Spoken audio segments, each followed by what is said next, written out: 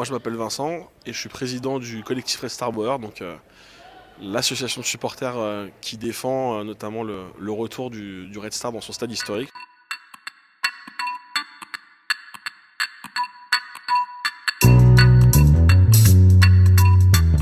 C'est de plus en plus soutenu, nous justement, quand on a commencé à militer de manière plus active et à construire un contre-projet de rénovation à l'époque où le projet du club et de la ville, c'était le déménagement dans une nouvelle zone de Saint-Ouen.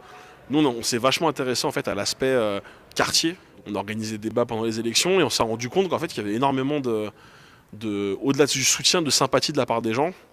Et c'est un sujet au final qui rassemble énormément de personnes. Moi, l'argument que j'entends le plus, on va dire, des riverains, notamment de l'immeuble qui se trouve derrière moi, c'est au-delà de soutenir le club, l'équipe de foot, dont il y en a pas mal qui s'en foutent, mais c'est de dire, moi, devant chez moi, avoir un stade, avoir tous les 15 jours des supporters qui encouragent, enfin, c'est quelque chose d'assez unique et assez rigolo. Et eux, clairement, ils m'ont dit, ouais, un stade, oui, mais des immeubles, des parkings, non, quoi. Bah moi le Red Star ça m'est venu tout simplement par mon grand-père en fait qui m'y a emmené. Donc moi j'ai grandi du côté de la porte de Clignancourt, donc qui se trouve à 800 mètres d'ici.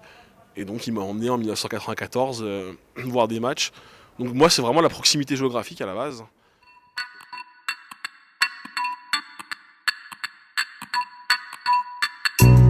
Bonjour, je m'appelle Clément, j'ai 35 ans et je suis supporter du Red Star. Moi j'ai toujours été fan de football, donc j'ai toujours regardé un peu les matchs. Et puis il y avait ce côté politique, moi là-bas je suis un peu militant politique. Et du coup il y avait ce groupe de supporters avec un message antiraciste, antisexiste. Il y avait justement une bonne ambiance et puis dans la tribune il y avait aussi une ambiance de feu au moment des matchs. Il y a des tifos, il y a des fumigènes, il y a des choses comme ça. Donc du coup ça devient un vrai plaisir quand même de regarder ces matchs du Red Star. Ici à Bauer. Il y a une histoire quand même de résistance. Il y a le docteur Bauer qui a donné son nom au stade qui est un résistant. Il y a Rino de la Negra aussi qui s'est battu au sein des groupes de résistants.